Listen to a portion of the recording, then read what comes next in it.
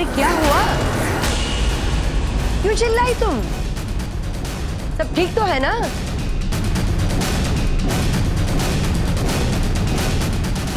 लो बोल लो, यो मछली को तो चारा डालने की भी जरूरत ना पड़ी, खुद ब खुद मारे जाल में आ फंसी। अरे कोई बताएगा भी क्या हुआ? डॉली क्या हुआ, चिल्लाई क्यों तुम? अरे कुछ ना हुआ चाची जी, यो तो पैर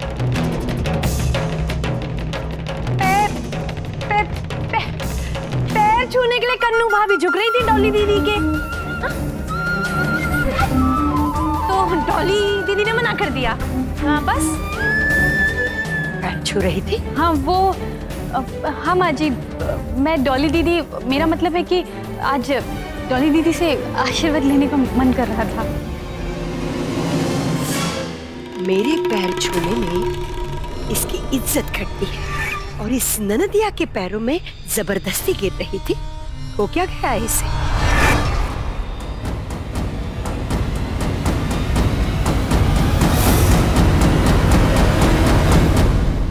माँ, पैसों का इंतजाम हो गया है। इतनी जल्दी? लेकिन कैसे? वो तुम मत पूछो, तुम्हें पैसे चाहिए ना? कनु बेटा, कहीं तूने कुछ ऐसा वैसा तो नहीं किया ना? मैंने क्या किया है और क्या नहीं किया है माँ, वो तुम्हें जानने की जरूरत नहीं है। एक बात का ध्यान रखना कि ये पैसे मुझे 1 महीने में लौटा देना, और ये बात भैया को भी समझा देना। मैं फोन रखती हूँ।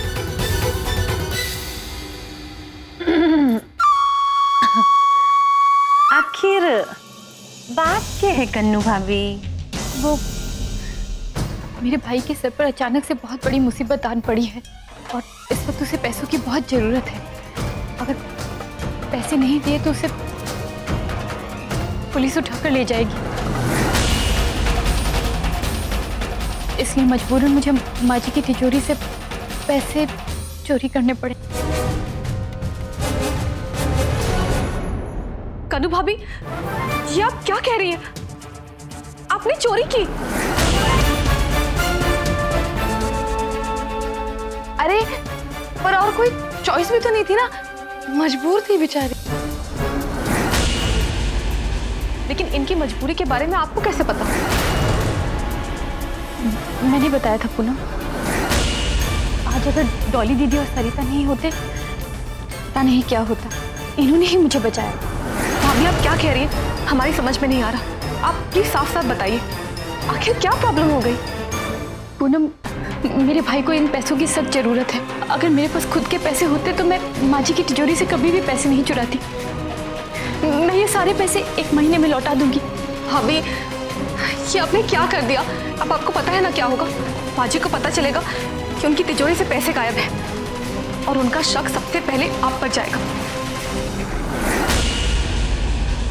हे भगवान, इस सब परेशानी में मैंने ये सब सोचा ही नहीं। मैं क्या करूं? मुझे कुछ भी समझ में नहीं आ रहा है पूनम। भाभी आप हमारे साथ चलिए माँ जी के पास और इस गलती के लिए आप माफी मांग लीजिए। नहीं पूनम, मैं ऐसा नहीं कर सकती। देखिए भाभी, वो आपको थोड़ा डांटेंगी लेकिन उसके बाद वो आपको पैसे दे देंगी। हम खुद उन्हें समझाएंगे।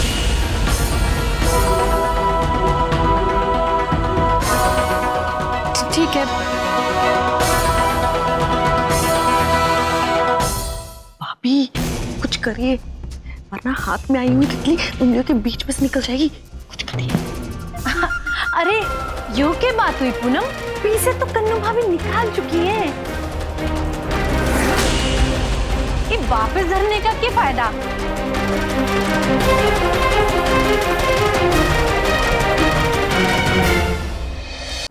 देखो, यो टेम बात सही या गलत की ना है, बात है कन्नू भाभी के भाई को बचाने की। सरिता भाभी, हम आपकी बात समझ रहे हैं लेकिन एक गलती को सुधारने के लिए हम दूसरी गलती करें, ये कहाँ की समझदारी हुई? अरे यूं तो सोचो, कन्नू भाभी चाची जी से कहेगी क्या? मन ने हमारे भाई के लिए हर तिजोरी से चोरी की, मन माफ कर दो। अरे चाची जी कन्नू भाभी के साथ साथ इनके मायके वालों की इज्जत के भी ठीक रिपोर्ट डालेगी। कन्नू भाभी जरा सोचिए, अगर माँ जी को खुद से पता चल गया कि आपने ये चोरी अपने भाई के लिए की है तो वो आपके मायके की कितनी बेइज्जती करेगी। देखिए भाभी, गलती तो आपने की है, आप प्लीज हम पर भरोसा कीजिए। आपको पता है ना, हम आपको कभी गलत सलाह नहीं देंगे। प्लीज भाभी मान जाइए, आप ये पैसे वापस लौटा दीजिए। आप आइए हमारे साथ।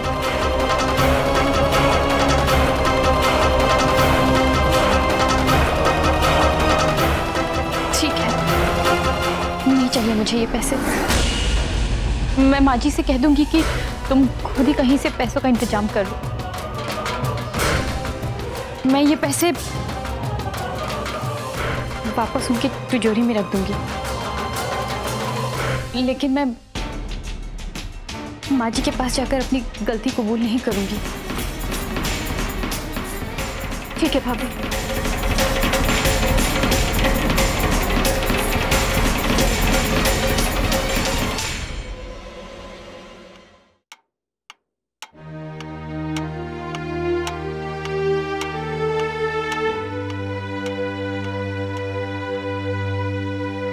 दीपक नजर नहीं आ रहा है।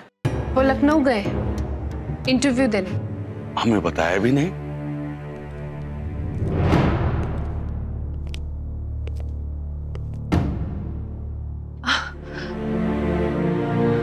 अरे आप आ गए। कैसा रहा आपका इंटरव्यू?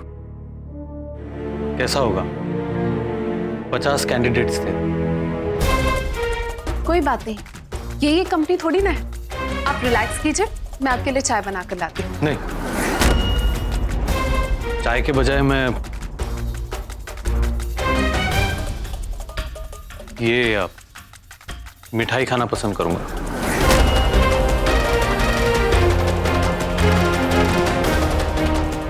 मैंने आप लोगों को सिर्फ ये बताया कि 50 कैंडिडेट्स थे। मैंने आप लोगों को ये नहीं बताया कि उन 50 कैंडिडेट्स में से जॉब मुझे मिली है।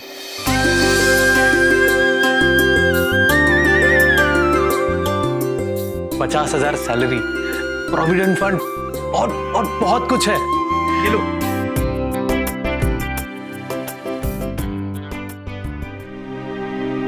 देखा पापा, आपका बेटा भी कमा सकता है। नौकरी के लिए बहुत बहुत बधाई बेटा, बहुत बहुत बधाई।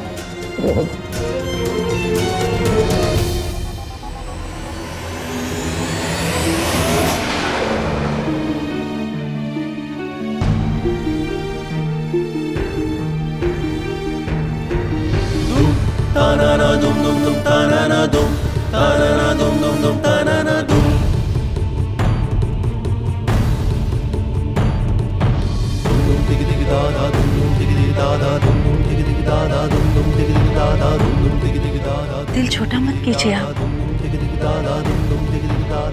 देख लीजिएगा अब जल्दी से ही सब कुछ पहले जैसे हो जाएगा। आप सही कह रही है बदनाम जी। फिलहाल तो हमें इस बात के लिए खुश होना चाहिए कि हमारे बेटे की जिंदगी में सब कुछ ठीक हो रहा है।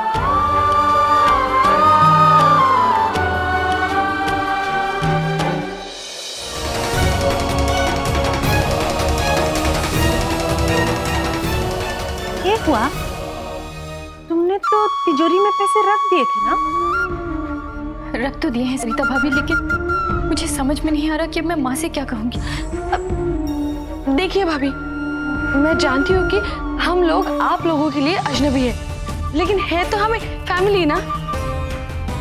आपकी इस प्रॉब्लम में अगर हम आपकी हेल्प करेंगे तो आपको बुरा तो नहीं लगेगा ना? मतलब कि अगर ये पैसे हम आपको दे तो? हाँ सच आप मेरी मदद करोगे? हाँ क्यों नहीं करूँ भाभी। ये लो भाभी।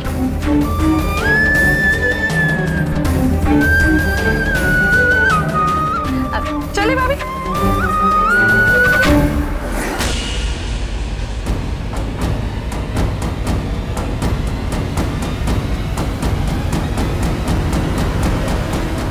देखो ना पूनम, डॉली दीदी और सरिता भाभी कितने अच्छे। मुझे तो कुछ समझ में नहीं आ रहा था कि मैं पैसों का इंतजाम कहाँ से करूं, लेकिन उन्होंने मुझे बचाने के लिए। अरे आप ये सब कहकर हमें शर्मिंदा कर रही है ना? हाँ हाँ, आप चिंता ना करो, सब ठीक हो जाएगा।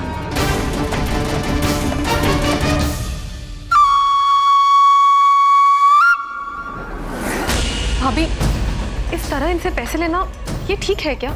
इसमें गलत ही क्या है पूनम?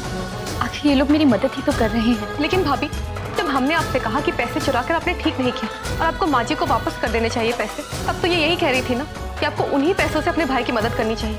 तब उन्होंने क्यों नहीं कहा कि उनके पास पैसे और वो आपकी मदद कर सकती है? नहीं भाभी, आप कुछ भी कहिए, हमें कुछ ठीक नहीं लग रहा। तुम भी ना पूनम, कभी कभी कुछ ज्यादा ही सोचती हो। चोरी मैंने की थी ना, फिर इसमें इनकी क्या गलती है?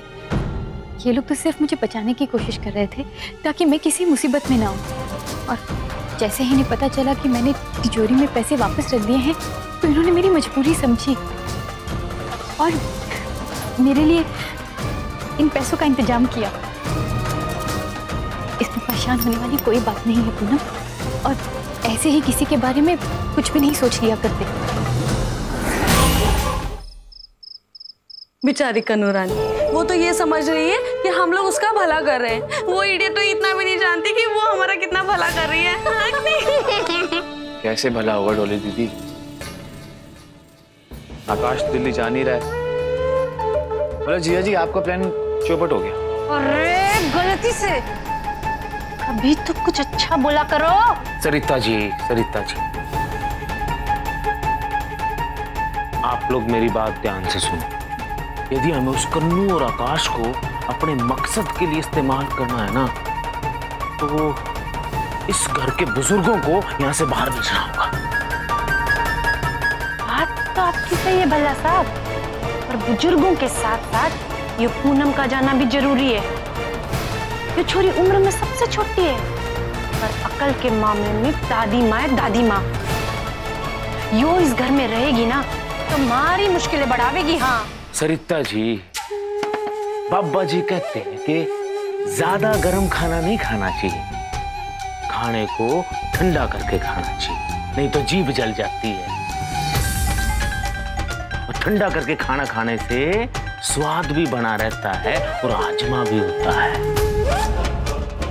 एक बार इस घर के बुजुर्गों का टिकट कट जाए, उसके बाद इस पूनम की बात।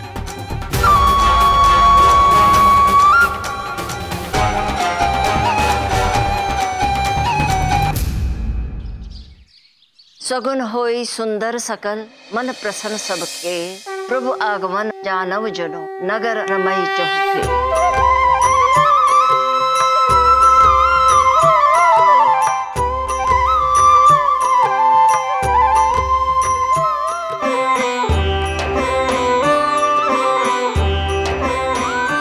जब श्री राम और सीता मैया अयोध्या वापस लौटे तो अयोध्या में चारों तरफ खुशहाली छाई हुई थी। आज मेरे घर में भी वैसी खुशहाली छाई हुई है। मैं आप लोगों को एक बात कहना चाहती हूँ। मैं ईश्वर का धन्यवाद देने के लिए कैलाश मानसरोवर सबको लेकर जाना चाहती हूँ। देखा सरिता जी, अगर किसी चीज को दिल से चाहो ना, उसमें आने वाली बाधाओं को बाबा जी खुद ही निपट लेते हैं।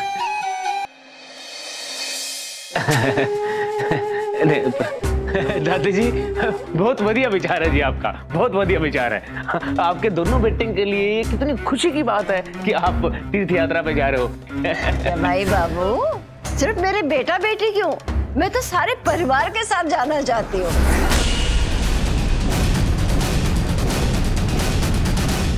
माँ, मैं आपके भावना की कद्र करता हूँ, लेकिन आपको तो पता है सेठ हीरालाल की बेटी की शादी है, इसलिए मैं चाहता हूँ कि जय और आकाश शादी की तैयारी के लिए यहीं रुक जाए। ठीक है, जय और आकाश नहीं आएंगे, लेकिन बाकी सब बच्चे तो हमारे साथ आएंगे ना।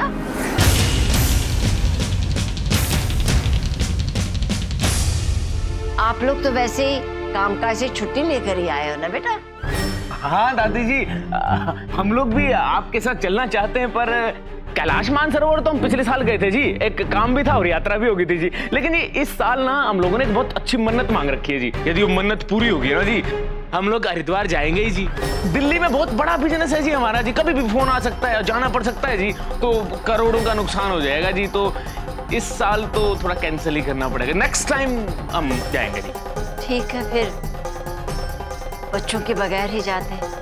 अरे दादी जी आप तो नाराज हो गए, मेरा कहने का मतलब था जी कि जिंदगी बहुत पड़ी है, मतलब बाबा जी की जब भी दया होगी चले जाएंगे आगे। और जी आप लोग जी बस बिना देरी किए जाने की तैयारियां करो जी। और जी टिकटों की बिल्कुल भी चिंता मत करना जी, बस बाबा जी के दया से जी रेलवे मिनिस्ट्री में मेरी बहुत जान पहचान है, बस VIP कोटे में करवा दूंगा जी, ऐसे चुटकी बजाते ही जी। अरे वाह जीजा जी, आपने तो मेरी समस्या ही खत्म कर दी। अरे साले साहब आप बिल्कुल भी चिंता मत कीजिए, मैं सारी टेंशनों को ऐसे ही चुटकी बजाते ही हल कर दूंगा।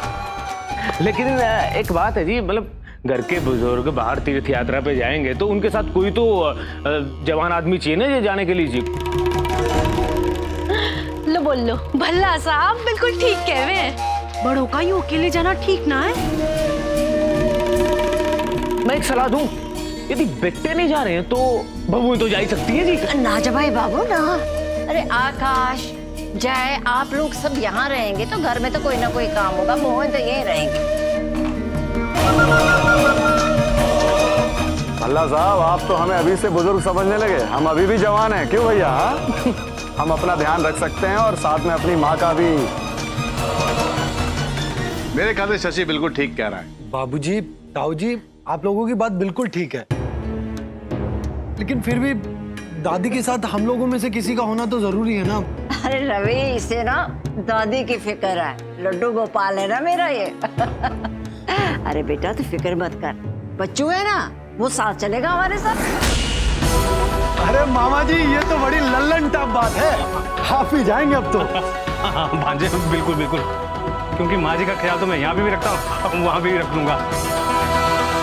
तो फिर जी तय रहा, मम्मी जी, पापा जी, चाचा जी, चाची जी और दादी जी के साथ बच्चू मामा भी जाएंगे। ठीक है भैया, फिर हम लोग तैयारी करते हैं। चलिए चलो शशि।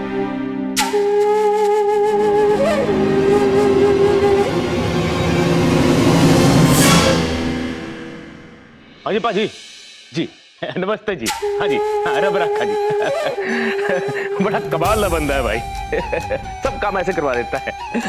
लो भाई साले साहब, होटल, टिकट, कार सब कुछ बुक हो गया, और कोई सेवा? क्या बात कर रहे हैं जीजा जी, हो गया? हाँ भाई हम जिस काम के लिए इतना समय लगाते हैं आपने वो चुटकियों में कर दिया। बस ऐसा ही है साले साहब, अभी तो आपने मेरे एक छोटे से काम का जलवा देखा है, बस बाबा जी की दया रही ना तो आने वाले वक्त में बहुत बड़े बड़े कामों का जलवा देखने को मिलेगा आपको। देखिए जल्दबाजी में ज्यादा मत निकालिए, जितने हाथ में रहेंगे उतने ही खर्च होंगे।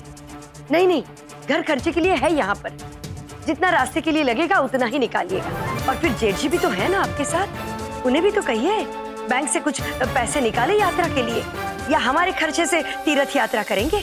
अब गलत गलत क्या कहा मैंने, बताइए। ठीक है ठीक है, पूरी बात भी नहीं सुनते, रख देते। और अब तुम नाखून ही खाते रहोगे या कुछ सोचोगे भी? और जिनका मुंह नहीं देखना है मुझे, उनके साथ तीर्थ यात्रा पर जाना पड़ रहा है मुझे। अरे दीदी मैं भी कहाँ जाना चाहता हूँ, मेरी कोई उम्र है तीर्थ यात्रा जाने की?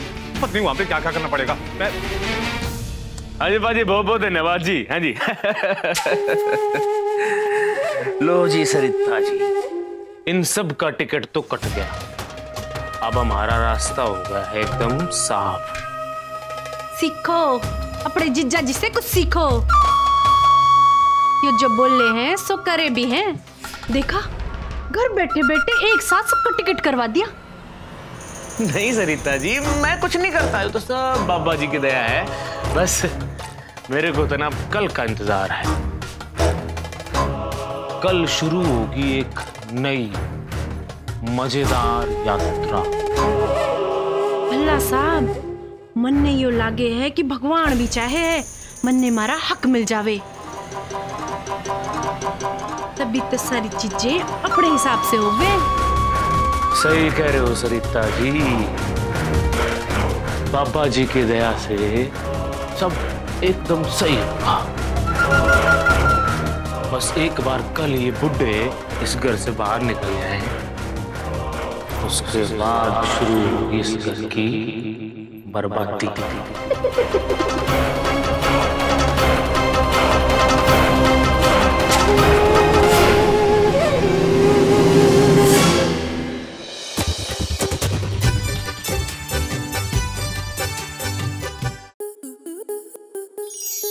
आपके मनोरंजन पर अब नहीं लगेगा कोई ब्रेक। स्टार प्लस के बेहतरीन शोज देखने के लिए लाइक, शेयर और सब्सक्राइब करें स्टार प्लस यूट्यूब पेज को।